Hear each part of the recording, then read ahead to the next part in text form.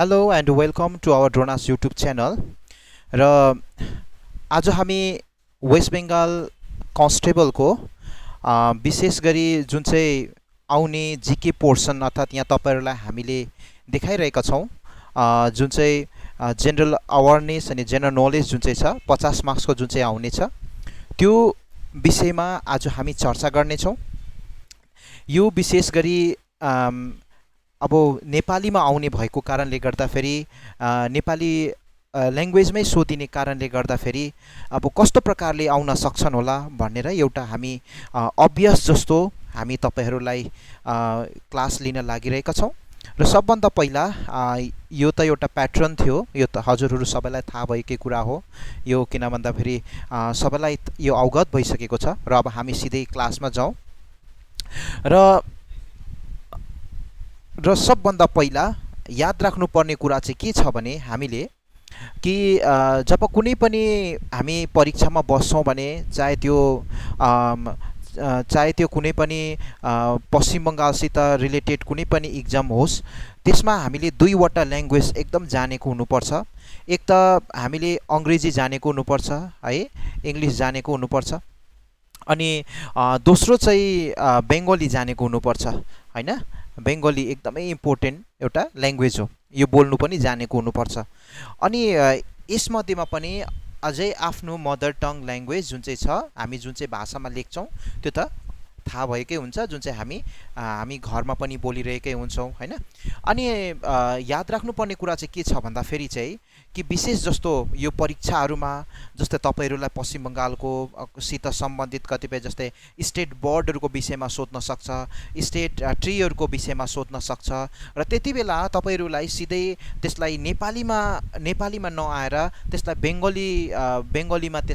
बेंगलीमा त्यो नामलाई तपाईलाई सिधै ट्रान्सलेसन गरेर नेपालीमा ट्रान्सलेसन गरेर सोधिन सक्छ।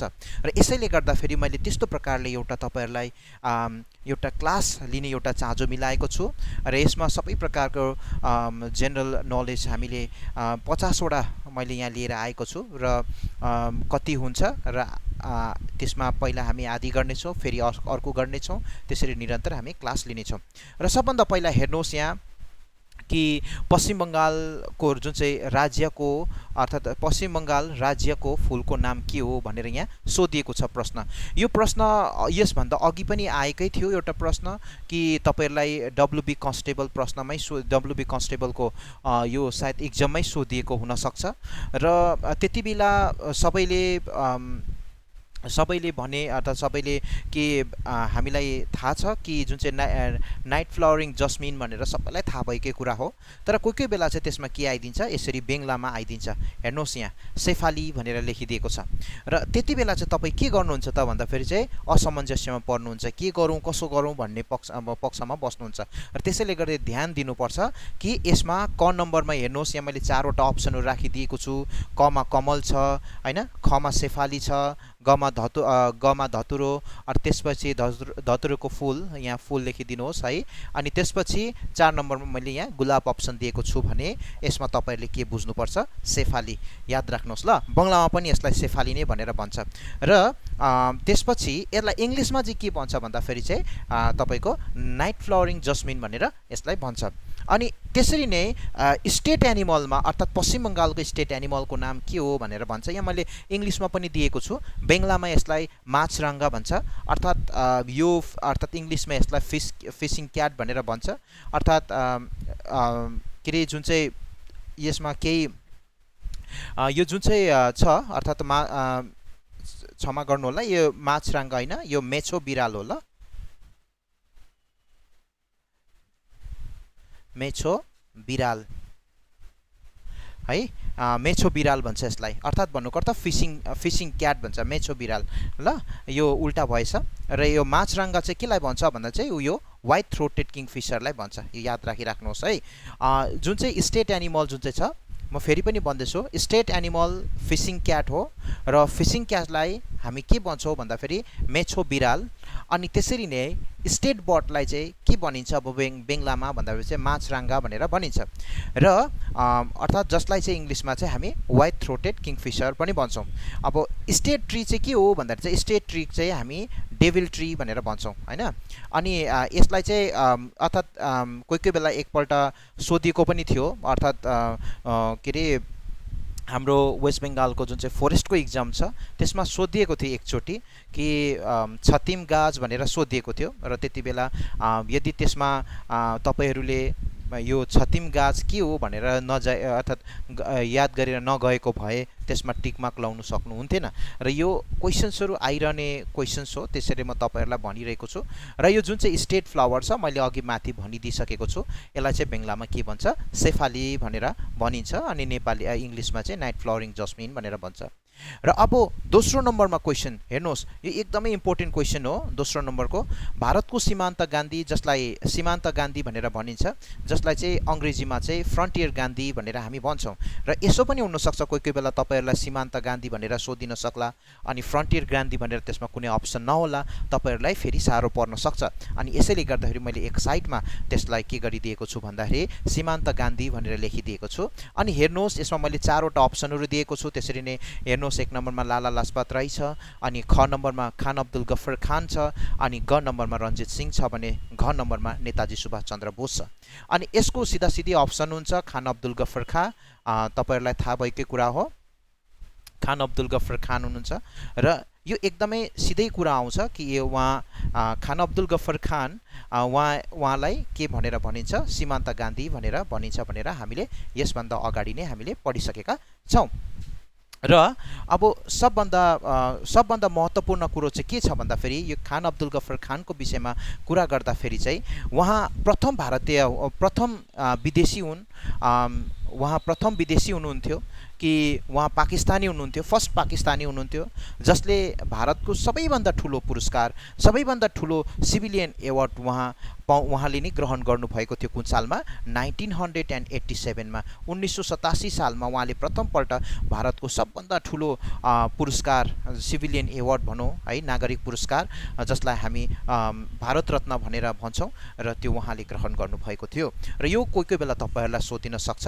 र यससित सम्बन्धित अझै एउटा प्रश्न पनि तपाईँहरूलाई आउन सक्छ कि उहाँले नै खुदाई खिदमतगार भन्ने एउटा दलको गठन गर्नुभएको थियो। त्यो सर्वविदितै थाहा भएकै कुरा हो। र त्यो दलले कस्तो प्रकारको लुगा लगाउँथ्यो भन्दाखेरि चाहिँ रेड खालके सर्ट्स लाउँथ्यो, र त्यसलाई चाहिँ इङ्ग्लिसमा चाहिँ लाल कुर्ता बाहिनी, अर्थात् हिन्दीमा चाहिँ लाल कुर्ता बाहिनी, नेपालीमा पनि लाल कुर्ता बाहिनी भनेर भनिन्थ्यो। अनि त्यसरी नै इङ्ग्लिसमा चाहिँ रेड सर्ट्स भनेर उहाँहरूलाई भनिन्थ्यो भने त्यसरी नै ब्ल्याक सर्ट्स भनेर चाहिँ कसलाई भन्थ्यो, ब्ल्याक लुगा कसले लगाउँदा, नाजी दल हिटलरको, होइन। त्यसरी तपाईँहरूले याद गर्नु पर्यो। अनि यहाँ मैले तलपट्टि के दिएको छ भने इम्पोर्टेन्ट एउटा यस्तो खालके म नोटहरू तपाईँलाई राखिदिइरहेको छु, किन भन्दाखेरि यसबाट पनि धेरै प्रश्नहरू आउन सक्छ। र यो प्रशासनिक हिसाबले पश्चिम बङ्गाललाई जम्मा कतिवटा भागमा वर्गीकरण गरेको छ भनेर यहाँ तपाईँहरूलाई दिएको छ।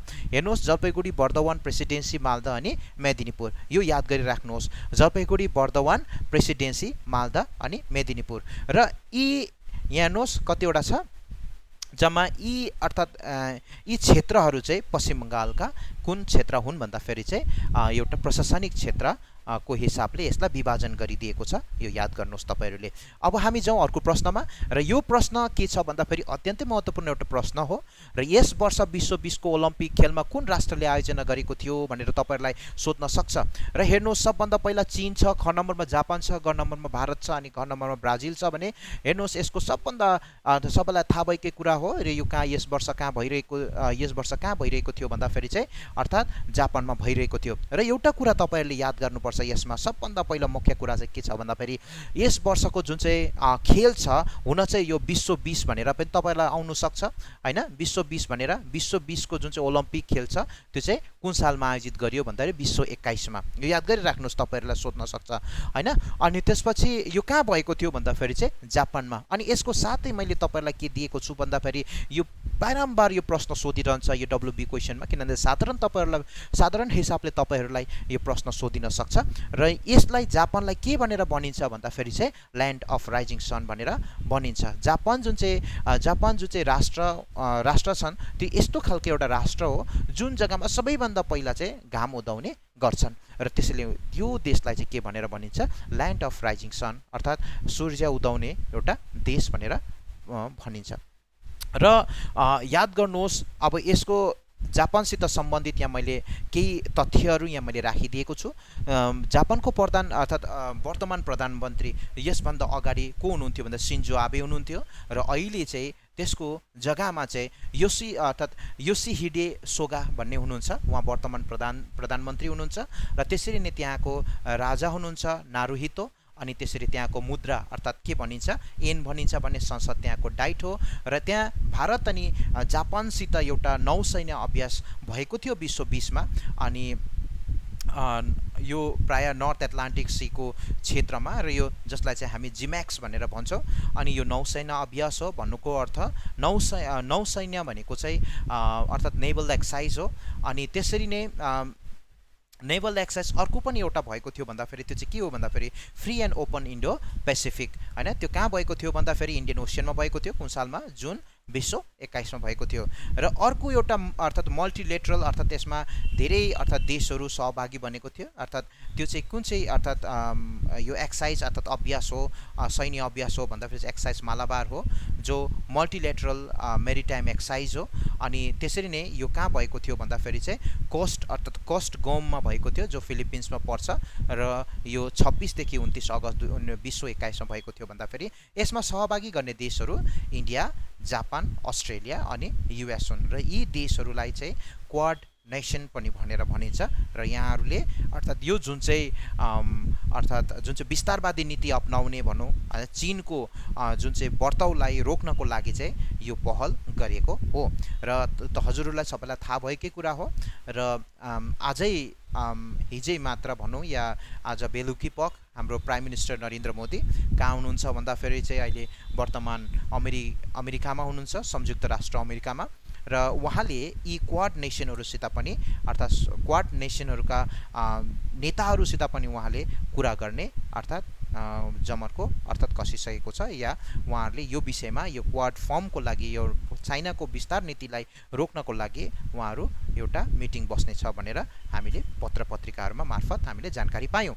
र अब हामी जाउँ अर्को प्रश्न अर्को इमेजमा र हेर्नुहोस् यहाँ सबभन्दा पहिला कम्प्युटर सफ्टवेयरमा पीडीएफ को पूरा नाम के हो भनेर पनि तपाईहरुलाई सोधिन सक्छ। र यो अर्थात् कोही कोही बेला यो पुलिसमा यस्तो खालके फुल फर्म सोधिन सक्छ तपाईहरुलाई कि यसको फुल फर्म के हो भनेर सोधिन सक्छ। र हेर्नुहोस् पीडीएफ को फुल फर्म यहाँ मैले चारवटा अप्सनहरु दिएको छु कुन चाहिँ हुन सक्छ भन्दाखेरि चाहिँ सबभन्दा यसको सही उत्तर चाहिँ कुन चाहिँ हुन्छ यहाँ पोर्टेबल डकुमेन्ट फर्मेट हुन्छ। र यहाँ हेर्नु सक्नुहुन्छ हेर्नुहोस् सन् 1992 मा एडोब कम्पनीले पीडीएफ नामको एउटा फाइल तयारी गरेको थियो। सन् 2008 मा यसलाई ISO 32000 हिसाबले यसलाई स्वीकृत अर्थात् स्ट्यान्डर्डाइज अर्थात् भन्नुको अर्थ यसलाई स्वीकृत भन्नु या यसलाई स्तरीकरण भन्न मिल्छ अनि गरिएको थियो। र हेर्नुहोस् अब अर्को प्रश्नमा छ 5 नम्बर प्रश्नमा जाउँ अब हामी अर्थात् फोर्स अर्थात् बलको एकाइ के हो भनेर तपाईहरुलाई प्रश्न आउन सक्छ। र यो इम्पोर्टेन्ट प्रश्न पनि हो र यसभन्दा अगाडि पनि यो प्रश्न सायद हामीले देखिसकेका छौं। यो प्रश्न यस्तो खालके प्रश्न आउन सक्छ बलको एकाइ के हो। र मैले तपाईहरुलाई फेरि पनि म बारम्बार भनिरहेको छु कि मेरो उद्देश्य के हो भन्दा फेरि चाहिँ कुन चाहिँ चीजलाई के भन्छ नेपालीमा के भन्छ अब फेरि तपाईहरु एक्जाम दिदा फेरि चाहिँ त्यस्तो कुनै पनि दोधार नहोस् भन्ने उद्देश्यले मैले यस्तो प्रकारको प्रश्नहरु लिएर आएको हो। र हेर्नुहोस् फोर्स जुन चाहिँ छ फोर्सलाई हामी नेपालीमा बल भन्छौं भने युनिटलाई हामी एकाइ भन्छौं त्यसको एकाइ के हो भन्दा फेरि चाहिँ न्युटन हो। र अब हामी जाउँ अर्को इमेजमा हेर्न सक्नुहुन्छ तपाईहरुले यहाँ कि मैले यहाँ एकाइ अनि त्यसपछि विषय त्यसको एकाइ के हुन्छ हैन त्यो एउटा लिस्ट नै लिएर आएको छु। हेर्नुहोस् सबभन्दा पहिला हामी प्रतिरोध जसलाई हामी इलेक्ट्रिक रेसिस्टेन्स भनेर भन्छौं जसको एकाइ के हो भन्दाखेरि ओम हो। विद्युत धारा त्यसरी नै हामी इलेक्ट्रिक करेन्ट भन्छौं भन्ने त्यसको युनिट के हो अर्थात् एम्पियर हो। त्यसरी नै फोर्स बलको अर्थात् युनिट के हो भन्दाखेरि न्युटन हो। त्यसरी नै तापमान टेम्परेचरको के हुन्छ भन्दाखेरि केल्भिन हुन्छ। त्यसरी नै चापको प्रेसरको के हुन्छ भन्दाखेरि पास्कल हुन्छ। कामको जसलाई हामी वर्क अर्थात् एनर्जी जसको के हुन्छ भन्दाखेरि एकाइ जुल हुन्छ। अथवा विद्युत विभव अर्थात् विभव भनेर भनिन्छ जसलाई हामी इंग्लिशमा इलेक्ट्रिक पोटेन्शियल भनेर भन्छौं जसको एकाइ भोल्ट हो। द्रव्यमान मासको एकाइ के हो भन्दाखेरि किलोग्राम हो। त्यसरी नै लमाइको एकाइ के हुन्छ भन्दाखेरि मिटर हुन्छ। इङ्ग्लिसमा हामी लेन्थ भन्छौँ, कम्पानाङ्क भन्छौँ, कम्पानाङ्क जसलाई नेपालीमा भन्छौँ भने त्यसलाई हामी इङ्ग्लिसमा फ्रिक्वेन्सी भन्छौँ। जसको युनिट के हुन्छ, हर्ज हुन्छ। त्यसरी नै समयको युनिट के हुन्छ, सेकेन्ड हुन्छ। र यस प्रकारले तपाईँहरूलाई मैले एउटा लिस्ट दिएको छु, यो याद गर्नुहोस्। यसबाट एउटा तपाईँहरूलाई आउन सक्छ यस वर्षको परीक्षामा। र अब हामी जाउँ अर्को प्रश्नमा। हेर्नुहोस् यहाँ, पश्चिम बङ्गालका जम्मा 23 वटा जिल्लाहरूमध्ये हैन यसलाई अर्थात् प्रशासनिक हिसाबले यसलाई कतिवटा भागमा विभाजन गरिएको छ भनेर भनेको छ। हेर्नुहोस् है, 23 वटा जिल्लाहरूमध्ये हैन 23 वटा जिल्लाहरूमध्ये प्रशासनिक हिसाबले कतिवटा भागमा हैन कतिवटा भागमा विभाजन गरिएको छ भनेर यहाँ भनेको छ। अब कसलाई भन्दाखेरि पश्चिम बङ्गाललाई। यो अघि मैले तपाईँहरूलाई भनिसकेको छु, यो मैले गराइसकेको छु अघि पनि। फर्स्ट इमेजमा मैले तपाईँहरूलाई बताइसकेको छु। जम्मा 2 3 4 5 कतिवटा छ प्रशासनिक विभाजन भन्दाखेरि, प्रशासनिक हिसाबले विभाजन भन्दाखेरि 5 वटामा छ। यो अघि हामीले चर्चा गरिसक्यौँ। र अब हामी जाउँ अर्को प्रश्नमा। बङ्गभङ्ग कुन सालमा रद्द गरिएको थियो? यो इतिहासको प्रश्न हो, बारम्बार सोधिन्छ। यस वर्ष पनि WBCS प्रिलिम्समा यो विषयलाई लिएर एउटा प्रश्न आएको थियो होला जस्तो मलाई लाग्यो यस वर्ष चाहिँ प्रिलिम्समा चाहिँ। र त्यसैले गर्दाखेरि मैले योसित सम्बन्धित एउटा प्रश्न राखेको छु। यसभन्दा अगाडि पनि त्यसरी नै पुलिसको इक्जाम्सहरूमा पनि सोधिसकेको छ। र यो हेर्नुहोस्, 1905 मा, 1906 मा, 1911 मा, 1920 मा यहाँ गरिएको छ। र यो कुन चाहिँ साल हुन्छ भन्दाखेरि चाहिँ 1911। र यसको विषयमा यदि बङ्गभङ्गको विषयमा भन्नुहुन्छ भने, जसलाई चाहिँ हामी यो बङ्गाल विभाजनको लागि हैन यो घोषणा कुन सालमा गरिएको थियो भन्दाखेरि चाहिँ बङ्गाल विभाजनको लागि घोषणा जुन चाहिँ छ हैन बेङ्गलको जुन चाहिँ डिभाइडको जुन चाहिँ घोषणा जुन चाहिँ गरेको थियो त्यो चाहिँ 1905 सालमा गरेको थियो भन्दाखेरि त्यति बेलाको भाइसरय कौन हुनुहुन्थ्यो भन्दाखेरि लर्ड कर्जन हुनुहुन्थ्यो र त्यसको अन्त्य समाप्त चाहिँ 1911 मा भएको थियो।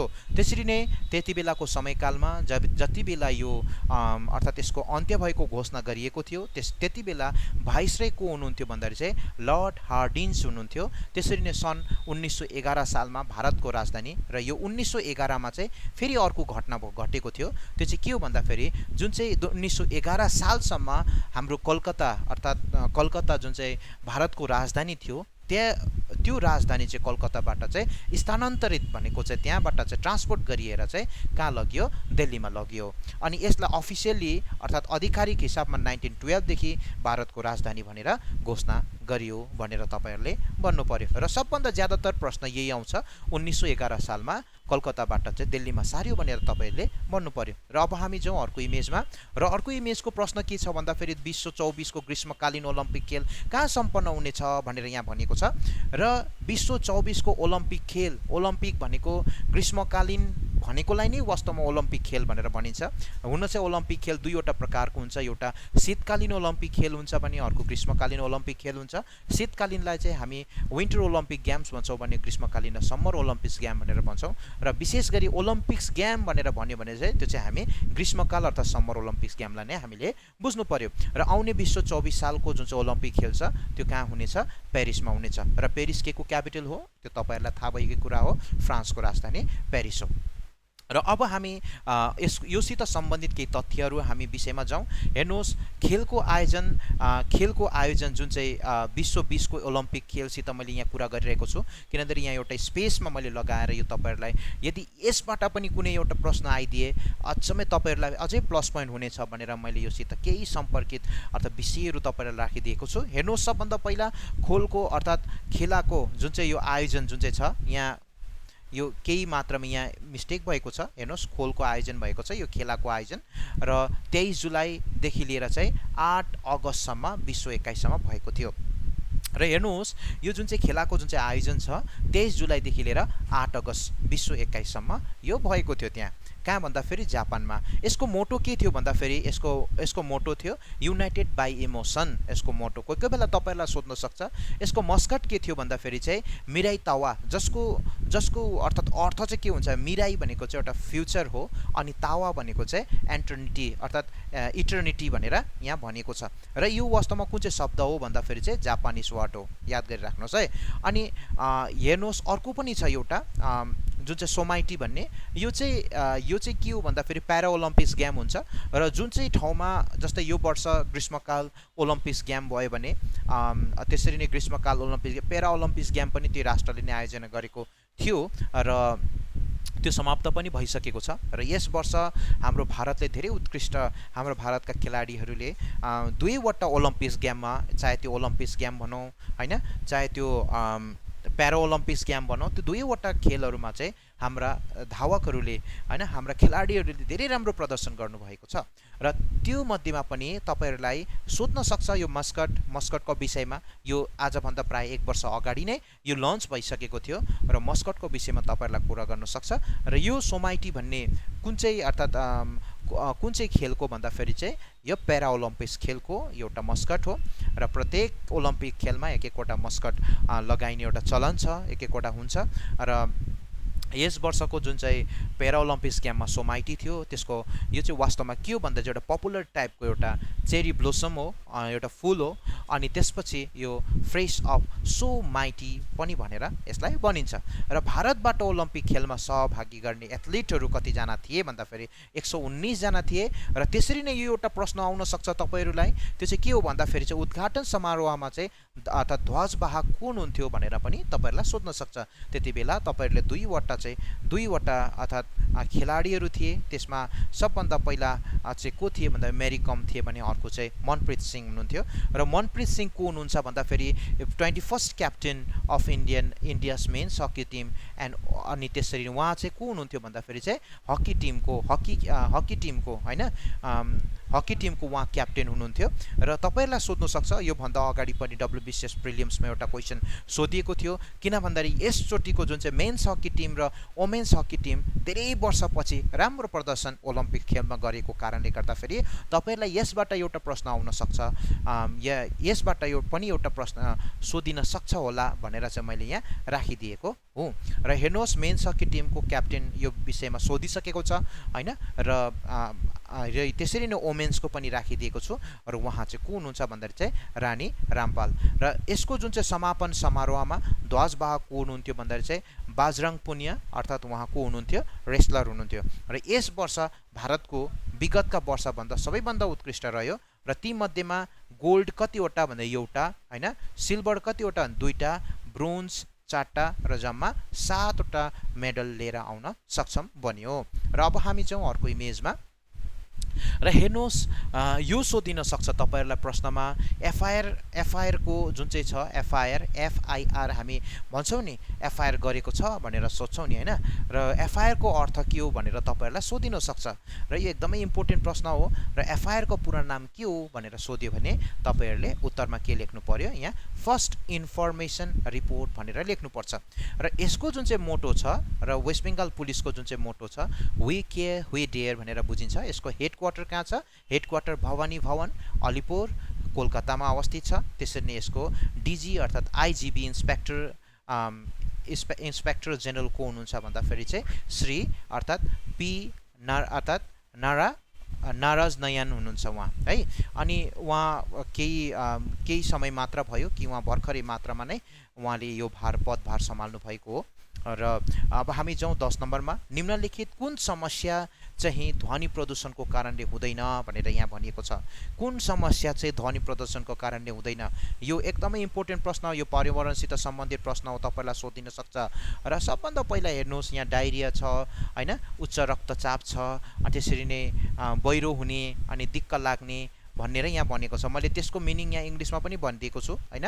अनि हेर्नुहोस् यहाँ उच्च रक्तचाप भनेको के हो भन्दाखेरि चाहिँ हाइपरटेन्सन भयो, त्यसरी नै बहिरो भनेको चाहिँ डेफनेस हो, त्यसरी नै दिक्क लाग्ने भनेको इरिटेसन हैन, इरिटेसन भनेर भनिन्छ। अनि यसको उत्तर चाहिँ सबैलाई थाहा भएकै कुरा हो, डायरिया हुन्छ। र एउटा कुरा मैले यहाँ तलपट्टि अझै यससँग हिन्ट्ससित के एउटा शब्द थप शब्द जोडिदिएको छु। र पानीबाट सङ्क्रमित हुने रोगहरू हैन, वाटरबोर्न डिजिजेसहरू के छन् भनेर पनि कोही बेला साइन्सको विज्ञानको क्षेत्रबाट विज्ञानबाट कुनै एउटा प्रश्नहरू आउन सक्छ र ती आइहाले। तपाईहरुले यहाँ डायरिया छ, कोलेरा छ, टाइफोइड छ हैन, हेपाटाइटिस ए छ र यी मध्ये हैन यसबाहेक अरू पनि छन्, तर यी मध्ये चाहिँ र विशेष यही कुराहरू नै सोधिने कारणले गर्दा फेरि मैले यी चारवटा विषयलाई नै मैले यहाँ सम्मिलित गरेँ र तपाईहरुले यो याद गरेर राख्नुहोस्। अब हामी जाउँ अर्को इमेजमा। दक्षिण भारतको सर्वोच्च शिखरको नाम के हो भनेर पनि सोधिन सक्छ। दक्षिण भारतको सर्वोच्च शिखरको नाम के हो भनेर सोधिहाले। सबभन्दा पहिला हेर्नुहोस्, यहाँ 1 नम्बरमा अनाइमुडी छ, त्यसरी नै गुरु शिखर छ, त्यसरी नै सन्दकफू छ, त्यसरी नै नीलगिरी छ। चारवटा यहाँ मैले अप्सनहरू दिएको छु। यी चारैवटाको एक एकवटा विशेषताहरू छ र सबभन्दा तपाईहरुले आँखै चिम गरेर चाहिँ यो अनाइमुडीमाथि तपाईहरुले टिक मार्क लगाउनु पर्यो। र अर्को कुरा याद गरिराख्नुहोस्, नीलगिरी के हो? एउटा माउन्टेन हो र यो कहाँ छ भन्दाखेरि चाहिँ तमिलनाडुमा छ हैन, केरलामा छ अनि त्यसपछि अर्थात् कर्नाटकमा छ। यसको हाईएस्ट पिक चाहिँ के हो भन्दाखेरि चाहिँ अर्थात् दोदा बेटा भनेर चिनिन्छ है, याद गरिराख्नुहोस् नीलगिरी चाहिँ। अनि त्यसरी यो अप्सन जुन चाहिँ छ हेर्नुहोस् नीलगिरीको यहाँ मैले दिएको छु र यो नीलगिरीको हाईएस्ट पिक हुन्छ दोदा बेटा हैन, अनि जसलाई हामी शिखर भनेर भन्छौँ नेपालीमा, पिक भनेको चाहिँ उच्च शिखरको नाम चाहिँ दोदा बेटा हो। त्यसरी नै यसको लोकेसन चाहिँ 3वटा राज्यहरू अन्तर्गत पर्छ, एउटा तमिलनाडु, एउटा केरला अनि अर्को कर्नाटक। अनि त्यसरी नै गुरु शिखर के हो भन्दाखेरि चाहिँ गुरु शिखर एउटा पिक हो हैन, जो कहाँ छ भन्दा चाहिँ अर्बुदा माउन्टेन अफ राजस्थानमा अवस्थित छ अनि यो highest peak of Aravalli range हो। अनि त्यसरी नै Anamudi is the mountain located in the state of केरलामा अवस्थित छ र यो highest peak in the western Ghat हो। यो वेस्टर्न घाटको पनि सबैभन्दा उच्च शिखर हो भने त्यसरी नै साउथ इन्डियाको पनि सबैभन्दा उच्च शिखर हो। के हो भन्दा फेरि अनामुडी। त्यसपछि अब हामी जाउँ हेरौँ, यहाँ सन्दकफू अप्सनमा छ। सन्दकफू चाहिँ पश्चिम बङ्गालको सबैभन्दा हाईएस्ट पिक हो र यो कुन चाहिँ रेन्ज अन्तर्गत आउँछ भन्दाखेरि चाहिँ सिङ्गलिला रेन्ज अन्तर्गत यो आउँछ। अनि तपाईहरुलाई थाहै छ सिङ्गलिला नेसनल पार्क पनि यो कहाँ पर्छ भन्दाखेरि चाहिँ सिङ्गलिला नेसनल पार्क भारतको कुन राज्यमा पर्छ भनेर पनि सोध्न सक्छ तपाईहरुलाई। यो पश्चिम बङ्गालमा पर्छ र पश्चिम बङ्गालको कुन डिस्ट्रिक्टमा पर्छ भन्दाखेरि चाहिँ यो चाहिँ दार्जिलिङ अन्तर्गत पर्ने गर्छ। तपाईहरुलाई प्रश्नमा आउन सक्छ यो विषयमा, त्यही कारणले गर्दाखेरि मैले तपाईहरुलाई यो भनिदिएको। अब हामी जाउँ अर्को प्रश्नमा हेरौँ। यो प्रश्न अघि हामीले गरिसकेका छौँ। यो बङ्गभङ्ग कुन सालमा रद्द गरिएको थियो भनेर यो फेरि यो दुईपल्ट भएछ र यो तपाईले याद गर्नुहोस्। अब हामी जाउँ अर्को प्रश्नमा हेरौँ। खेलको क्षेत्रमा दिने भारतको सबैभन्दा ठुलो पुरस्कारको नाम के हो हैन, यो याद गर्नुहोस् तपाईहरुले, एकदमै इम्पोर्टेन्ट प्रश्न हो। खेलको क्षेत्रमा दिने भारतको सबैभन्दा ठुलो पुरस्कारको नाम के हो? यो राजीव गान्धी खेल रत्न पुरस्कार र यो राजीव गान्धी खेल रत्न पुरस्कार हो र उहाँको नाम अहिले हालै परिवर्तन गरिदिएको छ र परिवर्तन के गरिदिएको छ भन्दाखेरि मेजर ध्यानचन्द खेल रत्न पुरस्कार भनेर अहिले चिनिन्छ यसलाई हैन।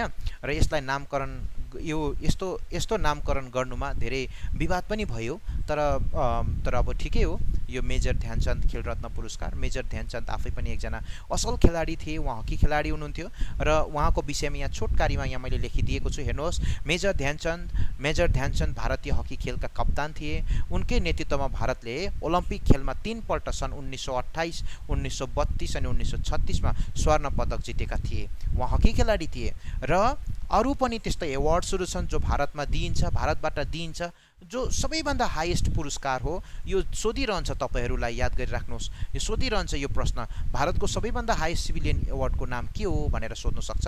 त्यति बेला तपाईहरुले भारत रत्न भनेर भन्नु पर्यो। यसको स्थापना कुन सालमा भएको थियो भन्दाखेरि जनवरी सन् 1954 सालमा भएको थियो भने त्यति बेला 3 जना व्यक्तिहरुलाई भारत रत्न दिएको थियो हैन। त्यो 3 जना व्यक्तिहरुको नाम चाहिँ के हो भन्दाखेरि पश्चिम बङ्गालको सबैभन्दा प्रथम राज्यपाल first state governor Chakravarti Rajagopalachari हुनुहुन्थ्यो।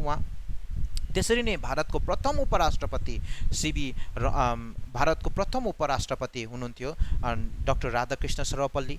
अनि त्यसरी नै सबैभन्दा प्रथम के भन्नु सबैभन्दा प्रथम फिजिक्सको क्षेत्रमा हैन नोबेल पुरस्कार पाउनुहुने हाम्रा अर्थात् महान वैज्ञानिक हुनुहुन्थ्यो सीवी रमन, चन्द्रशेखर वेङ्कटरमन। र यी तीनजना व्यक्तिहरूलाई चाहिँ सबैभन्दा पहिलो चाहिँ के दिएको थियो भन्दाखेरि यी सबैभन्दा ठुलो पुरस्कार, यी सबैभन्दा ठुलो नागरिक सम्मानले उहाँहरूलाई सम्मानित गरिसकेको छ र 1954 सालमा गरिएको यो सम्मान हो। र अब हामी जाउँ कि अब दोस्रो प्रश्नमा जाउँ, किन भन्दाखेरि यहाँबाट पनि तपाईहरुलाई आउन सक्छ, किन भन्दा यो एउटा पुलिसको एक्जाम भएको कारणले गर्दाखेरि मिलिटेरीसित पनि केही मात्रामा केही हदसम्म यो सम्बन्धित भएको अनि तपाईहरुलाई यस्तो पनि एउटा प्रश्न आउन सक्छ होला भनेर मैले यो राखिदिएको हुँ। हेर्नुहोस्, मिलिटेरी एवार्ड्समा पनि ग्यालेन्ट्री एवार्ड्समा पनि तपाईहरुलाई सोध्न सक्छ। यो परमवीर चक्र हैन, यो वारको समयमा दिइन्छ, युद्धको समयमा। त्यसरी नै अशोक चक्र यो कुन चाहिँ समयकालमा दिइन्छ, पीसको शान्तिको समयकालमा दिइन्छ। अनि भारतको सबैभन्दा ठुलो लिटरेरी एवार्डको नाम के हो भनेर पनि यो बारम्बार सोधिन्छ। यो प्रश्न याद गरिराख्नुहोस्, नोट गरिराख्नुहोस्। यो ज्ञानपीठ पुरस्कार पनि भनिन्छ यसलाई। र यो बंगलामा चाहिँ यसलाई यो ज्ञानपीठ अर्थात् जलाई चाहिँ जको उच्चारण गर्ने भएको कारणले गर्दाखेरि यसरी यो लेखिन्छ। र यसलाई तपाईहरुले अन्यथा नसम्झिनुहोस्, यसलाई ज्ञानपीठ पुरस्कार भनेर भनिन्छ। त्यसरी नै नेशनल फिल्म एवार्ड, सबभन्दा ठुलो नेशनल फिल्म एवार्डको नाम चाहिँ के हो भन्दा चाहिँ दादा साहेब फाल्के एवार्ड हो, जसको स्थापना 1969 मा भएको थियो। र तपाईहरुलाई दादा साहेब फाल्केको विषयमा पनि प्रश्न आउन सक्छ। र उहाँ को हुनुहुन्थ्यो भन्दाखेरि चाहिँ उहाँको योगदान चाहिँ भारतको सिनेमा क्षेत्रमा एकदम अब्बल छ हैन। भारतको एउटा राष्ट्रिय पुरस्कार हो, सबभन्दा ठुलो एउटा राष्ट्रिय पुरस्कार हो। र यो विशेष गरी अर्थात् एक्टर एक्ट्रेसेसहरूलाई सम्मानित गरिन्छ यस पुरस्कारले। अनि याद गर्नुहोस्, राजा हरिश्चन्द्र हैन उहाँकै निर्देशनमा भएको हो, सबभन्दा पहिलो एउटा मुभी हो भारतको। यो याद गरिराख्नुहोस्, कोही बेला सोधिन सक्छ राजा हरिश्चन्द्र हैन कसको निर्देशमा, कसको एउटा डाइरेक्टरमा यो प्रदर्शन भएको थियो, प्रदर्शनी गरिएको थियो यसको भन्दाखेरि तपाईहरुलाई सोध्न सक्छ र एकदमै इम्पोर्टेन्ट प्रश्न छ। अनि अर्को पनि एउटा प्रश्न छ, याद गरिराख्नुहोस्। त्यो चाहिँ के हो भन्दाखेरि चाहिँ त्यो चाहिँ शान्ति स्वरूप भटनगर पुरस्कार हो। र यो शान्ति स्वरूप भटनगर पुरस्कार चाहिँ कुन चाहिँ क्षेत्रमा दिइन्छ भनेर बारम्बार यो प्रश्न किन हो हैन। यो बीसीएसमा पनि त्यति नै सोधिन्छ, बीसीएसको परीक्षामा पनि त्यति नै मात्रामा सोधिन्छ भने त्यसरी नै अन्य परीक्षाहरुमा पश्चिम बंगालको जुन चाहिँ परीक्षामा चाहिँ शान्ति स्वरूप भटनगर यो जुन चाहिँ विषय छ एकदमै बेसी मात्रामा सोधिएको हुनाले गर्दाखेरि मैले यो पुरस्कारलाई मैले यहाँ सम्मिलित गरिदिए। र यो चाहिँ के हुन्छ भन्दाखेरि साइन्स एन्ड टेक्नोलोजी। अझै एउटा पुरस्कार पनि छ, त्यो चाहिँ पुरस्कार चाहिँ के हो भन्दाखेरि चाहिँ कलिङ्ग एवार्ड हैन, अर्थात् कलिङ्ग एवार्ड भनेर भनिन्छ। र यो एवार्ड जुन चाहिँ छ, यो एवार्ड विशेष गरी अड एवार्ड्सहरुमा बिजोडी वर्षहरुमा दिने गरिन्छ हैन। र अब यो चाहिँ कस्तो भन्दाखेरि चाहिँ यो चाहिँ विशेष गरी उडिसाबाट दिइन्छ। यो पनि प्रश्न तपाईहरुलाई सोधिन सक्छ। र यो जुन चाहिँ पुरस्कार छ कुन चाहिँ राज्यबाट दिइन्छ भन्दाखेरि उडिसाबाट दिइन्छ। यो एकदमै इम्पोर्टेन्ट प्रश्न हो। यो कलिङ्ग पनि यो चाहिँ इन्टरनेसनल पुरस्कार हो है, अन्तर्राष्ट्रिय क्षेत्रमा दिने एउटा पुरस्कार हो। यो पनि विज्ञानकै क्षेत्रमा दिइन्छ, याद गरिराख्नुहोस्, तपाईहरुलाई सोधिन सक्छ घरिघरि। अब हामी जाउँ, अब यो जुन चाहिँ छ 1 GB इज इक्वल टु कति बाइट हुन्छ भनेर यहाँ सोधिएको छ। र यसमा यहाँ एउटा अप्सन छ, हेर्नुहोस् 10 to the power 12 छ, 10 to the power 3 छ, 10 to the power 6 छ, 10 to the power 9 छ। र यसको जुन चाहिँ सही उत्तर हुन्छ 10 to the power 9। र यहाँहरूले याद गरून् भनेर मैले यहाँ केही त्यस्तो यहाँ हिन्ट्स पनि दिएको छु। सबभन्दा पहिला हेर्नुहोस् 1 GB is equal to 10 to the power 9 byte. त्यसरी नै 1024 KB हैन kilobyte is equal to 1 megabyte. त्यसरी नै 1024 megabyte is equal to 1 gigabyte हैन। यहाँ 1 हुन्छ, याद गरिराख्नुहोस् 1। त्यसरी नै 1024 gigabyte is equal to 1 terabyte हुन्छ। यहाँ 1 लेख्नुहोस् ल, तपाईहरुलाई मैले अनुरोध गरेको यहाँ चाहिँ 1 लेख्नुहोस्, कोही बेला यसरी मिस्टेक हुन्छ हतारमा। अनि अब हामी जाउँ सीएफसी को प्रयोग अर्थात् सीएफसी को प्रयोग कहाँ हुन्छ भनेर तपाईहरुलाई सोध्न सक्छ। सीएफसी को प्रयोग कहाँ हुन्छ भनेर सोधिन सक्छ। यो पनि एकदमै महत्त्वपूर्ण प्रश्न हो। यो त बारबार सोधिने प्रश्न पनि हो यो। र यो यहाँ अप्सनमा लेखिएको छ रेफ्रिजरेटरमा, इन्सुलेटरमा हैन, एरोसोल प्रोपेलेन्ट्समा, त्यसरी नै सबैमा भनेर भनेको छ हैन। अल अफ दिस भनेको नि। अनि त्यसरी नै तपाईँहरूले यहाँ अप्सनमा चाहिँ के लेख्नु पर्यो, आँखा चिम गरेर चाहिँ रेफ्रिजरेटरमा दाग लगाएको हुनुपर्छ। र अब अर्को प्रश्न पनि के याद गर्नुहोस् भन्दाखेरि योसित सम्बन्धित तपाईँलाई प्रश्न अरू पनि आउन सक्छ, जस्तै CNG को पुरा नाम पनि सोधिन सक्छ। CNG को पुरा नाम हुन्छ कम्प्रेस्ड नेचुरल ग्यास, यो याद भएको कुरा हो। CFC को क्लोरोफ्लोरोकार्बन हुन्छ, अनि LPG को लिक्विफाइड पेट्रोलियम ग्यास हुन्छ भने अझै एउटा तपाईँहरूलाई सोधिन सक्छ, मैले यहाँ लेखिन भुलेँ, र त्यो चाहिँ के हो भन्दा चाहिँ PVC पोलिभिनाइल क्लोराइडको पनि तपाईँहरूलाई सोधिन सक्छ। यसको पनि पुरा नाम याद गरिराख्नुहोस्, PVC को पुरा नाम, यो पनि पुरा इम्पोर्टेन्ट छ अर्थात् वेस्ट बेङ्गल कन्स्टेबलको लागि। र सबभन्दा पहिला चाहिँ म एउटा के बताउन चाहन्छु भन्दाखेरि चाहिँ यो LPG ग्यासको भित्रमा कुन दुईवटा ग्यासहरू पाइन्छ भनेर पनि तपाईँलाई सोधिन सक्छ। र ती दुईवटा ग्यासहरूको नाम चाहिँ के हो भन्दा चाहिँ एउटा प्रोपेन हो, अर्को चाहिँ ब्युटेन हो। यो दुईवटा याद गरिराख्नुहोस्। यो क्वेसन्स तपाईँहरूलाई LPG बाट पनि सोधिन सक्छ यस वर्ष, चाहे त्यो CFC बाट होस्, चाहे त्यो कुनै CFC अथवा CNG को बाट होस्, चाहे त्यो कुनै पनि अर्थात् क्षेत्रबाट PVC को पुरा नाम पनि सोधिन सक्छ। त्यही भनेर मैले यो तपाईँहरूलाई बताइदिएको छु। र अब हामी जाउँ अर्को प्रश्नमा। र हेर्नुहोस्, सबभन्दा पहिला भारतको प्रति हेक्टर सर्वाधिक धान उत्पादन गर्ने राज्यको नाम के हो भनेर पनि सोधिन सक्छ। र यसमा सही उत्तर आँखा चिम गरेर हामी केमा दाग लगाउनु पर्यो, पश्चिम बङ्गाल। तर पश्चिम बङ्गाल हो। र एउटा कुरा याद गरिराख्नुहोस्, मैले हिजो पनि यो भन्दा अगाडि पनि मैले तपाईँहरूलाई क्लासमा भनिसकेको छु। र सबभन्दा पहिलो कुरा याद राख्नुपर्ने कुरा चाहिँ के त, पश्चिम बङ्गालको कुन डिस्ट्रिक्टलाई, कुन जिल्लालाई राइस बोल भनेर चिनिन्छ, अर्थात् भन्नुको अर्थ जुन चाहिँ चावलको जुन चाहिँ बटुका, चावलको बाटका भनेर चाहिँ कुन चाहिँ अर्थात् जिल्लालाई भनेर भनिन्छ भनेर तपाईँहरूलाई प्रश्न आउन सक्छ। अनि त्यो चाहिँ तपाईँहरूले याद राख्नु पर्यो, के लेख्नुपर्छ भन्दा बर्दवान भनेर लेख्नुपर्छ, हैन। अनि अब चाहिँ हामी जाउँ, र यसमा जुन चाहिँ छ हेर्नुहोस्, राइसमा सबभन्दा पहिला पोजिसन इन इन्डिया, हैन, भारतमा पोजिसन के छ, कुन चाहिँ राज्यको सबभन्दा पहिला पोजिसन छ भन्दा वेस्ट बेङ्गालको छ। त्यसरी नै position in the world China हो, याद गरिराख्नुहोस्, चाइना हो। चाइना सायद कुनै पनि धेरै कम क्षेत्रमा मात्र चाइना द्वितीय तृतीय स्थानमा छ। चाहे तपाईँ ओलम्पिक्स एउटा खेलको क्षेत्रदेखि लिएर, कुनै पनि बनाउने क्षेत्रदेखि लिएर, हैन, कुनै पनि चिजहरूको उत्पादनको क्षेत्रदेखि लिएर चाइना प्रथम छ, प्राय धेरैमै प्रथम छ चाइना। र तपाईँहरूले कोही बेला गेस गर्छौँ नि हामी, क्या, हैन, यसको हो कि होइन भनेर, त्यसमा पनि तपाईँले चाइनामा टिकमार्क लगाउनु भयो भने कोही बेला प्राय राइट भइदिन्छ। यस्तो याद गर्नुहोस्, यस्तो प्रथम भन्नेमा चाहिँ प्राय चाइना नै हुन्छ। यस वर्ष पनि ओलम्पिक खेलमा देखिहाल्नुभयो तपाईँहरूले, धेरै मेडलहरू चाइना अमेरिका यी दुईवटा राष्ट्रहरू नै थिए, बाँकी अरू राष्ट्रहरू धेरै तल थिए मेडलको गन्तीमा। र सबै क्षेत्रमा नै यी देश, यी राष्ट्र, यी चाइना अहिले धेरै प्रगतिशील भइरहेको छ। र अब हामीले बुझ्नुपर्छ कि यो जुन चाहिँ चावल उत्पादनमा पनि चाइना नै प्रथम। हेर्नुहोस्, यहाँ पनि हेर्नु सक्छौँ हामी, यहाँ लिस्टहरूमा हेर्नुहोस्, व्हिट अर्थात् गहुँ उत्पादन गर्नेमा प्रथम राज्य को हुन् भन्दाखेरि कुन चाहिँ राज्य हुन् भन्दा उत्तर प्रदेश, याद गरिराख्नुहोस् है।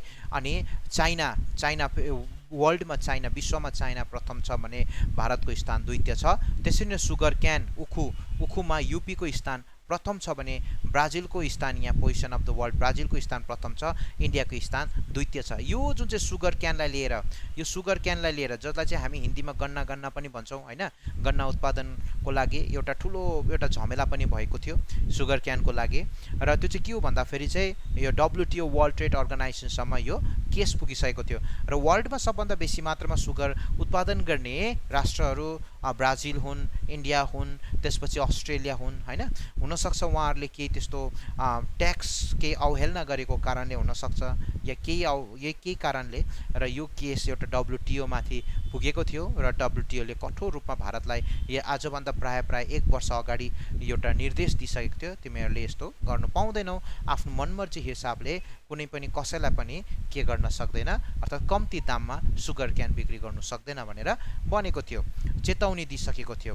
र अब हामी जाउँ, हेर्नुहोस्, यहाँ टीमा जाउँ, चिया उत्पादनमा जाउँ। अब चिया उत्पादनमा भारतमा हेर्नु भने आसाम प्रथम छ भने पश्चिम बङ्गाल द्वितीय स्थान छ। अनि त्यसरी नै प्रसिद्ध चाहिँ कहाँ छ भन्दाखेरि दार्जिलिङ टी हो।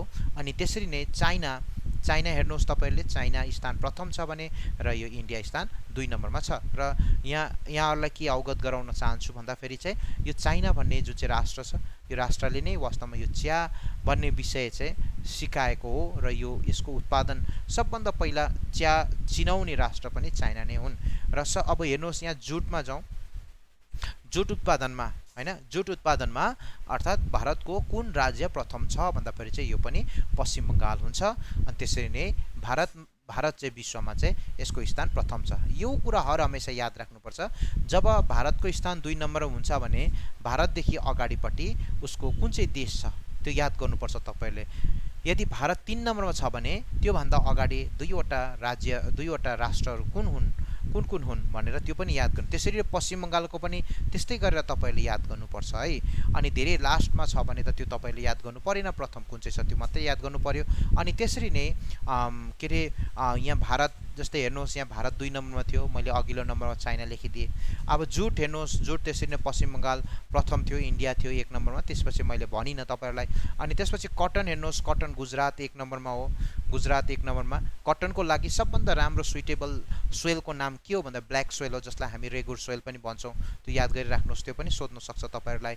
अनि त्यसरी नै चाइना प्रथम छ कटन उत्पादन गर्नको लागि। अनि कोदो अनि त्यसपछि हामी मिलिट भन्छौँ कोदोलाई हैन।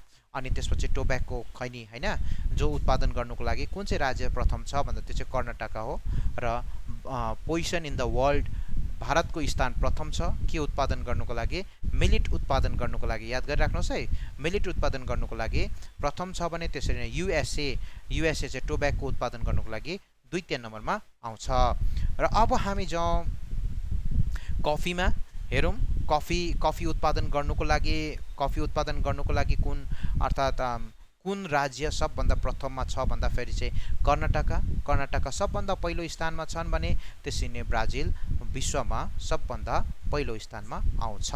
र यो याद गरिराख्नुहोस्। र ब्राजिललाई अर्को के पनि भनेर भनिन्छ भन्दाखेरि सुगर बोल अफ द वर्ल्ड।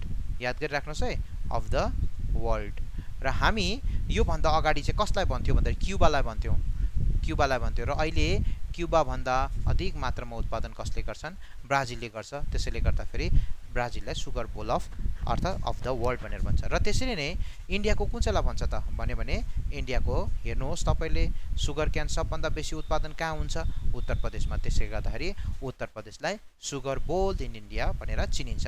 त्यसरी नै आन्ध्र प्रदेशलाई के भनेर भनिन्छ, एक बोल अफ इन्डिया। याद गरिराख्नुहोस् है, एक बोल अफ इन्डिया हैन। त्यसमा आन्ध्र प्रदेशलाई एक बोल अफ इन्डिया भनेर भनिन्छ। त्यसरी नै के रे तपाईहरुले याद गर्नुपर्छ कि यो जुन चाहिँ छ सुगर बोल इन इन्डिया हैन, सुगर बोल अफ द वर्ल्ड, यो याद गरिराख्नुपर्छ तपाईहरुले। अनि यो प्रश्नहरु तपाईहरुलाई आउन सक्छ। र अब हामी जाउँ अर्को प्रश्नमा। अर्को प्रश्न के छ भन्दाखेरि चाहिँ भारतको राज्य पुनर्गठनको मूल आधार के थियो, कुन चाहिँ आधारले चाहिँ भारतको राज्य पूर्ण अर्थात् गठन अर्थात् भन्नुको अर्थ यहाँ चाहिँ स्टेट जुन चाहिँ छ हैन, नयाँ राज्य बनाएको थियो हैन। त्यो नयाँ राज्य जुन चाहिँ बनाएको थियो, त्यो जुन चाहिँ नयाँ राज्य बनाउँदाखेरि चाहिँ केलाई एउटा आधार मानिएको थियो त, के को बेसमा चाहिँ त्यो राज्य दिन थाल्यो त भन्दाखेरि चाहिँ त्यो चाहिँ सबभन्दा पहिला चाहिँ भाषाको आधारमा। याद गरिराख्नुहोस् है, भाषाको आधारमा। र भाषा सबभन्दा प्रमुख यसको उत्तर हो, भाषा नै यसको उत्तर हुन्छ। अनि ख नम्बरमा भूप्रकृति यो केही हुँदैन, उत्तर नै भाषा हो। र यसमा पनि तपाईहरुलाई प्रश्न आउन सक्छ, त्यो चाहिँ के हो भन्दाखेरि चाहिँ स्टेट रिअर्गनाइजेसन एक्ट कुन सालमा पास गर्यो, कुन सालमा सेटअप गर्यो भन्दा 1953 मा, र यसलाई पास गरिएको कुन चाहिँ सालमा 1956 मा। तर सबभन्दा पहिलो राज्य जो भाषाको आधारमा हैन मान्यता पाउने ती राज्य कुन चाहिँ हुन् भनेर अर्थात् कुन राज्य हुन् भनेर यदि सोध्यो, जिज्ञासा गरिहाल्यो भने त्यो चाहिँ आन्ध्र प्रदेश। र यहाँ हेर्नुहोस्, यहाँ एउटा मोबाइल नम्बर जस्तो छ, यहाँ 10 वटा नम्बर छ हेर्नुहोस्, 733 तीनटा भयो, 51131213 चारटा 5 6 7 8 9 10 भन्नुको अर्थ 10 वटा नम्बर छ। मोबाइल नम्बर कतिवटा हुन्छ, 10 वटा हुन्छ हैन। त्यो 10 वटा नम्बरको हिसाबले तपाईले याद गर्नुपर्छ।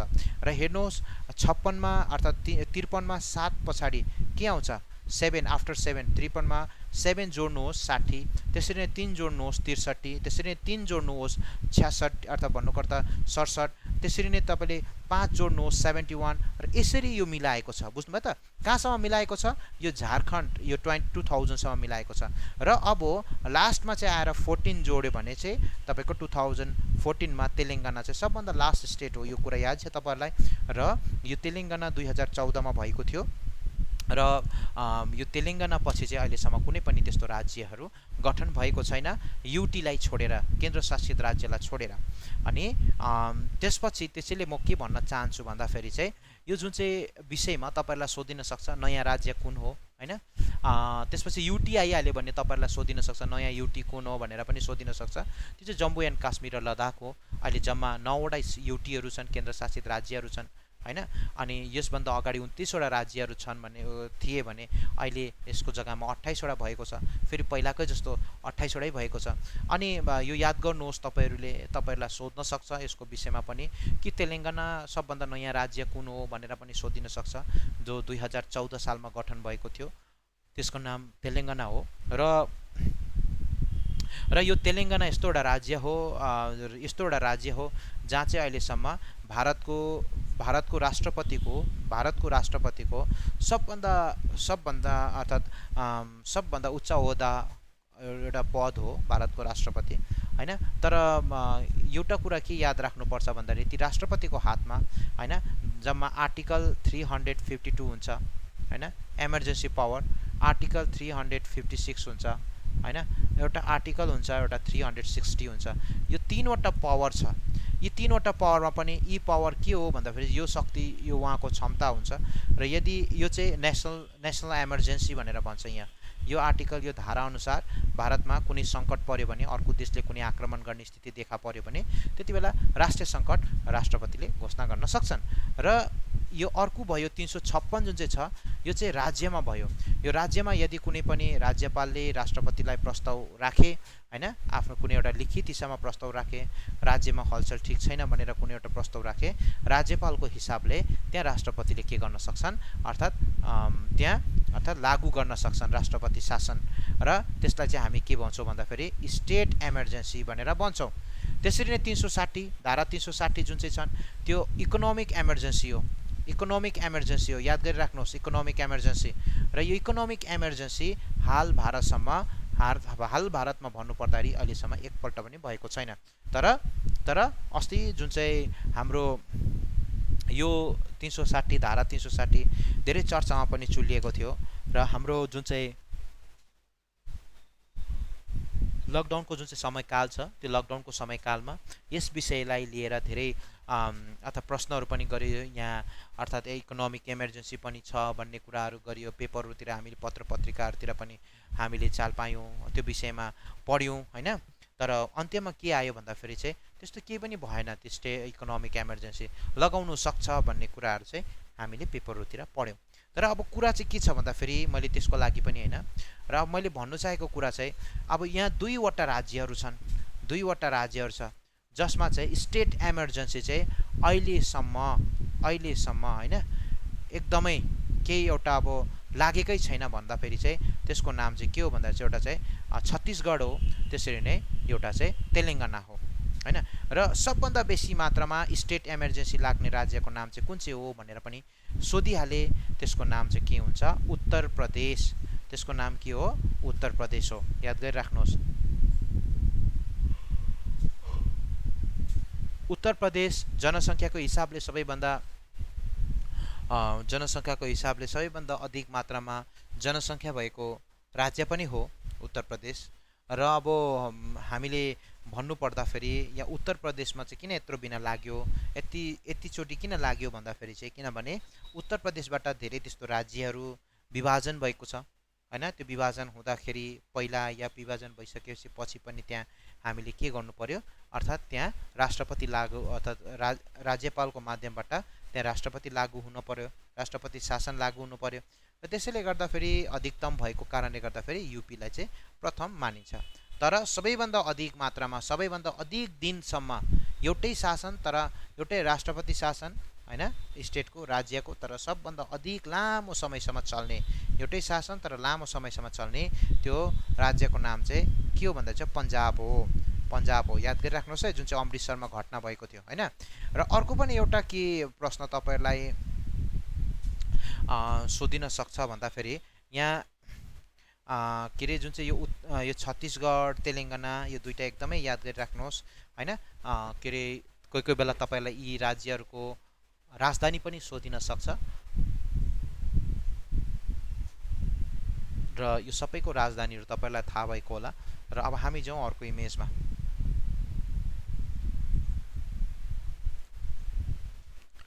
यस वर्ष विश्व 21 को एकल पुरुष जसलाई हामी मेन सिंगल भनेर भन्छौं, विम्बल्डन ओपन को विजेता को थिए भनेर यहाँ प्रश्न सोधेको छ र यसको उत्तर हुन्छ, याद गरिराख्नुहोस् है, विम्बल्डन ओपन। यो एकदमै इम्पोर्टेन्ट प्रश्न हो, सायद यो पालि प्रिलिम्समा पनि आएको थियो। अनि कुन हुन्छ भन्दाखेरि चाहिँ नोभाक जोकोभिक र उहाँले यस चोटिको जुन चाहिँ मेन सिंगल हत्याउन सफल बन्यो। र अनि त्यसपछि त्यसरी नै वोमेन सिंगल को थिए जित्ने विजेता भन्दाखेरि चाहिँ आस्ली बार्टी हैन। यो मिक्स डबल्स हुन्छ हैन, विदाउट मिक्स अर्थात मेन्स डबल्स हुन्छ हैन, फिमेल्स डबल्स हुन्छ। र अब यो तीनटा चारटा हुन्छ, यो मिश्रित एउटा खेल हो। तर अब हामीले चाहिँ अब मेन चाहिँ यहाँ दुईवटा सोधिन्छ, एउटा कि पुरुषको सोध्छ कि चाहिँ एउटा महिलाको सोध्छ हैन। अनि त्यो दुईटामा याद गरिराख्नुहोस्, त्यो दुईटामा कुनै पनि एउटा प्रश्न तपाईहरुलाई सोध्न सक्छ। अर्को प्रश्न के छ भन्दाखेरि हेर्नुहोस्, जम्मा ग्रान्ड स्ल्याम भनेर भन्छ, यो 4 वटा हुन्छ, एक वर्षमा 4 पल्ट खेलिन्छ। सबभन्दा पहिला त यो जुन चाहिँ छ अस्ट्रेलिया ओपन हुन्छ हैन। र त्यसमा पनि नोभाक जोकोभिकले मेन सिंगल हत्याउन सफल बनेको थियो भने, अनि त्यसरी नै वोमेन्स सिंगल चाहिँ कुन चाहिँ छ भन्दाखेरि चाहिँ नोमी ओसाका र उहाँले वोमेन्स सिंगल यो पालि जित्न सफल बन्यो। त्यसरी नै 2 नम्बरमा आउँछ युएस ओपन 2021 को, र 2021 को युएस ओपन को जुन चाहिँ विजेता थिए उहाँ हुनुहुन्छ डेनियल मेडवेडेव। अनि उहाँ अर्थात उहाँले पुरुष एकलको खिताब जित्न सफल बने। र त्यसपछि अर्को व्यक्तिको, अर्को महिलाको नाम आउँछ वोमेन्सको, र उहाँको नाम हो एमा राडुकानु जो वोमेन्स सिंगलको विजेता हुन्। र अब हामी जाउँ फ्रेन्च ओपनमा। र यो फ्रेन्च ओपन चाहिँ 3 नम्बरमा आउने ग्रान्ड स्ल्याम हो। र यो हेर्नुहोस् तपाईहरुले नोभाक जोकोभिक, यसमा पनि नोभाक जोकोभिकले नै यसले जित्न सफल बनेको छ र मेन्स सिंगलमा। त्यसरी नै वोमेन्स सिंगलमा चाहिँ को छन् भन्दाखेरि चाहिँ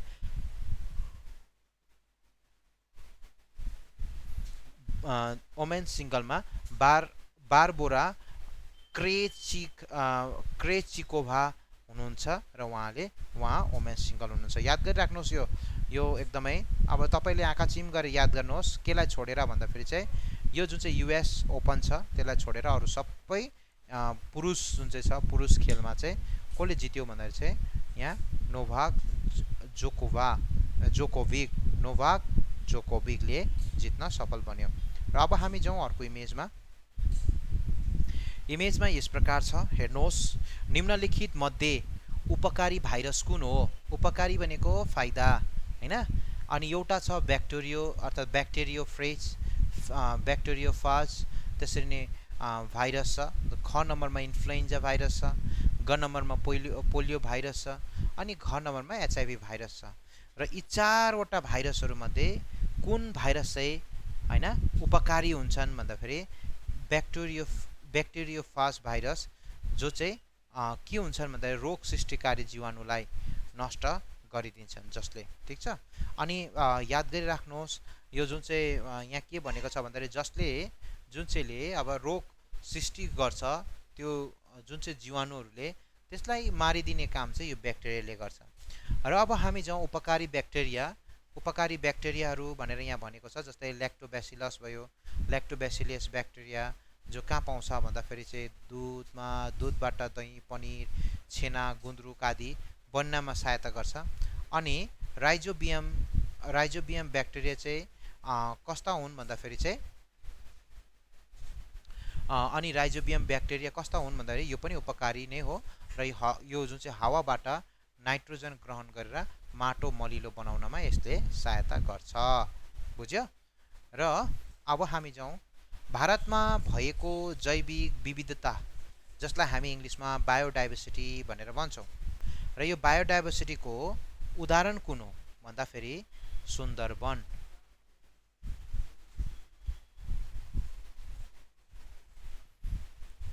बायोडाइभर्सिटी भारतमा भएको जैविक हैन बायोडाइभर्सिटी चाहिँ कुन हो भनेर सोधिन सक्छ। त्यो चाहिँ सुन्दरवन हो। र सुन्दरवनको विषयमा भन्नुपर्दाखेरि सुन्दरवनमा के पाइन्छ? सुन्दरवन एउटा टाइगर रिजर्भ नेसनल पार्क पनि हो हैन, टाइगर रिजर्भ नेसनल पार्क पनि हो। र यो जुन चाहिँ सुन्दरवन छ र यो सबैभन्दा ठुलो डेल्टा हो, विश्वको सबैभन्दा ठुलो डेल्टा मानिन्छ गङ्गा ब्रह्मपुत्र डेल्टा, यो त्यहाँ अवस्थित छ। र अर्को कुरा के याद गर्नुपर्छ भन्दाखेरि यहाँ रोयल बेङ्गल टाइगर पाइन्छ। अनि त्यसपछि यसै सुन्दरवनमा के पाइन्छ भन्दाखेरि चाहिँ सुन्दरी वृक्ष पाइन्छ। यो म्याङ्ग्रोभ फोरेस्ट हो र यो कुन जिल्ला अन्तर्गत पर्छ भन्दाखेरि चाहिँ दक्षिण 24 परगना अन्तर्गत पर्ने गर्छ। बुझ्यो? र अब हामी जाउँ अर्को इमेजमा।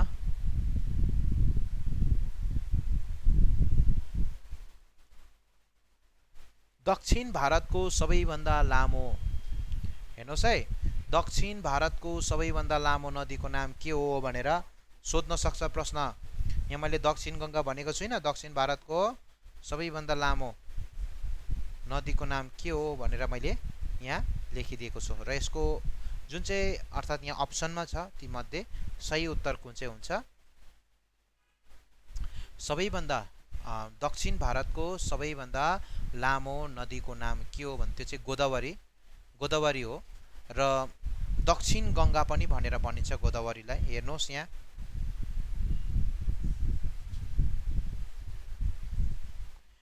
यहाँ दक्षिण गङ्गा पनि भनिन्छ गोदावरीलाई। यसको सबभन्दा लामो सहायक नदी चाहिँ के हो भन्दाखेरि चाहिँ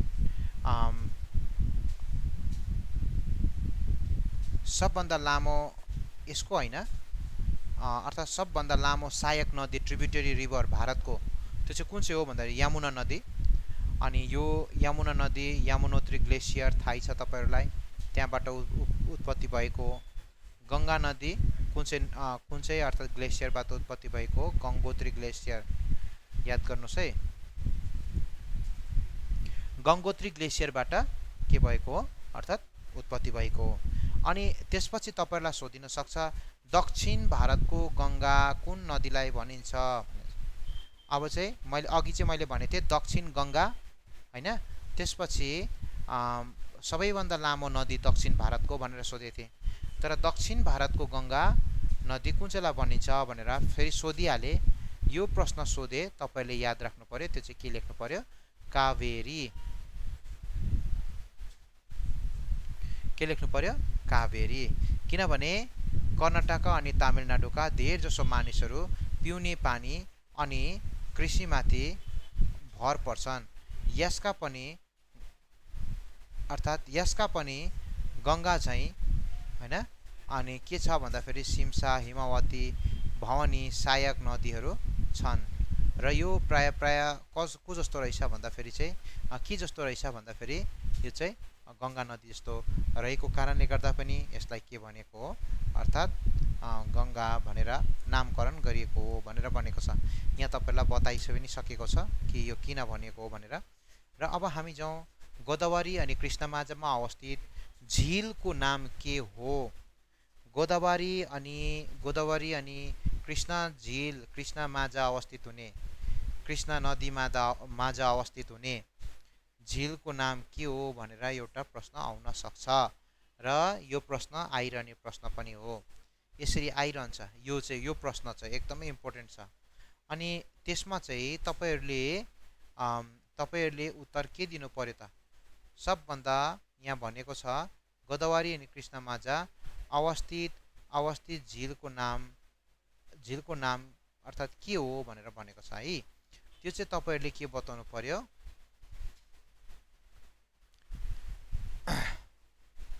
कोलेरु। हेर्नुहोस् है यहाँ कोलेरु यहाँ अप्सनमा दिएको छ।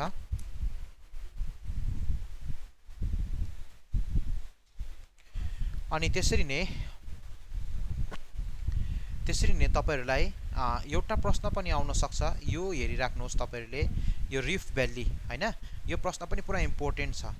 विन्ध्या अनि सतपुरा पर्वतको ग्रस्त उपत्यका, विन्ध्या अनि सतपुरा पर्वत अर्थात् यो दुईटामा आइहाले कि यो आउँछ कि यो आउँछ। यदि यो आएन भने, यदि यस्तै खालको प्रश्न यदि सोधिहाले कि यो आउँछ कि यो आएन भने यो आउँछ। याद गर्नुहोस् प्रत्येक वर्ष यो प्रश्नहरू दोहोरिएकै छ। र यसमा चाहिँ रिफ्ट भ्यालीमा चाहिँ तपाईहरुले हजुरहरूले एउटा यो अनुमान गर्नुहोस्। यो पनि इम्पोर्टेन्ट छ प्रश्न। र अब हामी जाउँ अर्को प्रश्नमा जाउँ है। अर्को प्रश्नमा जाउँ। त्यहाँ के भनेको छ भन्दाखेरि भारतीय वन्यप्राणी सुरक्षा कानुन, भारतीय वन्यप्राणी सुरक्षा कानुन जसलाई हामी Indian wild life protection act हैन भनेर भन्छौँ, कुन सालमा लागू भयो भनेर पनि भन्छ। र यो सबैलाई थाहा भएकै कुरा हो। 1972 मा लागू भएको थियो यो कानुन। र यो बार बार सोधिरहने पनि प्रश्न हो। र अब हामी जाउँ 23 नम्बर प्रश्नमा। भारतको कुन धावकलाई फ्लाइङ सिख भनेर भनिन्छ? याद गर्नुहोस् यो पनि पुरा इम्पोर्टेन्ट प्रश्न हो। फ्लाइङ सिख कसलाई भनिन्छ? मिल्खा सिंहलाई भनिन्छ। यसपालि त तपाईहरुलाई मिल्खा सिंहको कुनै पनि एउटा प्रश्न आउन सक्ने सम्भावना देखिँदैछ हैन। र उहाँको जुन चाहिँ पुस्तक छ त्यो पुस्तकको नाम के हो? The race of my life. र उहाँको यो पुस्तक के हो? अटोबायोग्राफी हो। कसले लेखेको हो भन्दाखेरि चाहिँ मिल्खा सिंह अनि सोनिया सानुवालका भन्ने दुईजना मिलेर यो पुस्तक लेखिएको थियो। र त्यसपछि अब हामी जाउँ अर्को प्रश्नमा। त्यो प्रश्न के हो भन्दाखेरि चाहिँ फादर अफ इन्टरनेट कसलाई भनिन्छ भनेर यहाँ भनिएको छ। र त्यस्तै कसलाई भनिन्छ? भेन्ट कर्फलाई।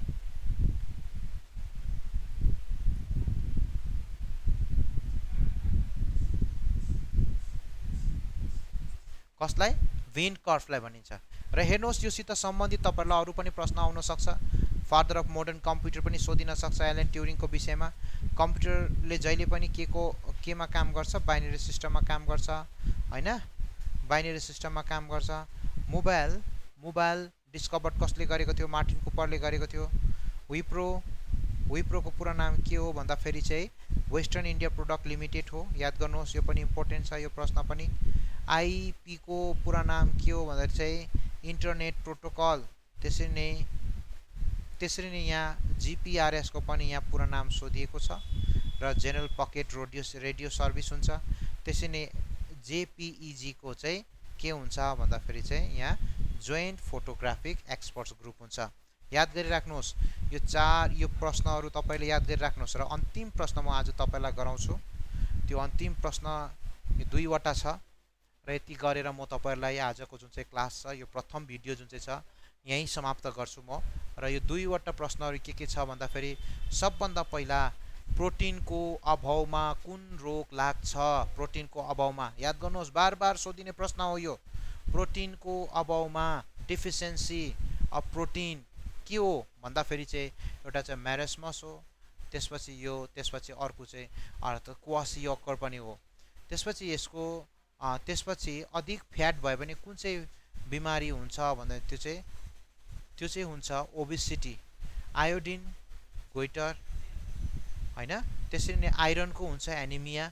भिटामिन ए को हुन्छ नाइट ब्लाइन्डनेस। त्यसरी नै भिटामिन 1 को हुन्छ बेरी। बुझ्नुभयो? र अब यो जुन चाहिँ प्रश्न छ यो जुन चाहिँ प्रश्नसित तपाईहरुले प्रश्न मात्रै हैन यसको उत्तर पनि पढ्यो भने यसको जुन चाहिँ उत्तरसित म यो जुन चाहिँ दिदैछु यो पनि पुरा इम्पोर्टेन्ट छ, याद गर्नुहोस् है, यो पनि पुरा इम्पोर्टेन्ट छ। अब हामी जाउँ फेस्टिभलमा, जाउँ। ओणम भारतको कुन राज्यको प्रधान उत्सव हो? ओणम भारतको कुन राज्यको प्रधान उत्सव हो? उत्सव भनेको फेस्टिभल। र यो चाहिँ कुन चाहिँ हो भन्दाखेरि चाहिँ यसमा 4 वटा अप्सनहरु दिएको छ। तीमध्ये कुन हुन् भन्दाखेरि चाहिँ यहाँ ओणमको चाहिँ हेर्नुहोस् है, यहाँ ओणम, ओणम फेस्टिभल यो तपाईको हुन्छ केरल, केरल राज्य हुन्छ, ठीक छ। अनि यसको यहाँ त्यसबाहेक अरू पनि फेस्टिभलहरु छ, जस्तै हर्नबिल फेस्टिभल छ, नागाल्यान्डमा हुन्छ, एलिफेन्ट फेस्टिभल राजस्थानमा हुन्छ, त्यसपछि बोट फेस्टिभल अर्थात् वल्लमकली हुन्छ जुन चाहिँ केरलामा, त्यसपछि पोंगल फेस्टिभल कहाँ मनाइन्छ अर्थात् तमिलनाडुमा। र अब हामी जाउँ पश्चिम बंगालको विषयमा। कल्पत्रु के हो भन्दाखेरि चाहिँ कल्पत्रु उत्सव के हो भनेर भन्दाखेरि यो विशेष गरी प्रत्येक जनवरी 1 तारिखको दिन मनाइन्छ। प्रत्येक जनवरी, प्रत्येक वर्षको जनवरी 1 तारिखको दिन मनाइन्छ। कहाँ भन्दाखेरि चाहिँ यो दक्षिणेश्वरमा, पश्चिम बंगालको दक्षिणेश्वरमा मनाइने एउटा के हो भन्दाखेरि एउटा चाड हो, एउटा चाड, एउटा उत्सव हो भनेर मैले यहाँ गरिदिएको छु। र अब जाउँ हामी फेरि पहिला एकचोटि, पहिल्यैदेखि हामी फेरि एकचोटि रिभाइज गरौँ। सबभन्दा पहिला कुरा हामीले के चर्चा गर्यौं भन्दाखेरि सबभन्दा पहिलो प्रश्न फेरि पनि म देखाउँदैछु। पश्चिम बंगालको राज्यको फूलको नाम के हो? यो याद गर्नुहोस् तपाईहरुले, हैन। भारतको सीमान्त गान्धी कसलाई भनिन्छ? 2 नम्बरमा हामीले याद गर्यौं। अनि त्यसपछि यस वर्षको ओलम्पिक खेल कुन राष्ट्रले आयोजना गरेको थियो? यो पनि हामीले गर्यौं। त्यसपछि 4 नम्बरमा हेर्नुहोस्, कम्प्युटर सफ्टवेयरमा पीडीएफ को पूरा नाम के हो, हैन। बलको एकाइ के हो, हैन। त्यसपछि पश्चिम बंगालमा जम्मा 23 वटा जिल्लाहरुमध्ये प्रशासनिक हिसाबले यसलाई कतिवटा भागमा विभाजन गरेको छ अर्थात् केलाई भन्दाखेरि पश्चिम बंगाललाई, ठीक छ। अर्थात् त्यसपछि यो 5 भाग हुन्छ। हेर्नुहोस्, बंगभंग कुन सालमा रद्द गरियो? यो पनि इम्पोर्टेन्ट प्रश्न हो। त्यसपछि यसरी महत्त्वपूर्ण जानकारी जति पनि दिएको छ त्यो सबै पढ्नुहोस्। त्यसपछि यो 2024 को ग्रीष्मकाल खेल र यिनीहरू सबै मैले तपाईहरुलाई गराइदिसकेको छु। र अब यो जुन चाहिँ छ यो 25 वटा या 26 वटा जुन चाहिँ छ, हैन, जुन चाहिँ तपाईहरुलाई मैले गराइदिएको छु र यो तपाईहरुले याद गर्नुहोस्, घरमा पुरा प्र्याक्टिस गर्नुहोस्। योसित रिलेटेड धेरै प्रश्नहरू पनि छ। र भोलि हामी फेरि अर्को भिडियो लिएर आउने छौं, अर्थात् भोलि फेरि अर्को मेरो एउटा भिडियो रहनेछ यो डब्ल्युबी कन्स्टेबलको लागि, वेस्ट बेंगल पुलिस कन्स्टेबलको लागि। अनि म आशा राख्छु कि यहाँबाट हजुरहरूलाई धेरै सहायता हुन्छ भनेर। र निश्चय पनि यदि तपाईहरुलाई केही त्यस्तो जिज्ञासा छ भने, केही त्यस्तो यसको यो छ भने केही तलपट्टि कमेन्ट्स गर्न सक्नुहुन्छ। र यसको भरसक भएछ भने, हैन, भोलि या पर्सिसम्म यो भिडियो धेरै कहाँ पुगोस् भन्ने म चाहन्छु। र आज हामी यहीँसम्म राख्छौं र यति भन्दै यो क्लास यहीँ समाप्त गर्छौं। धन्यवाद।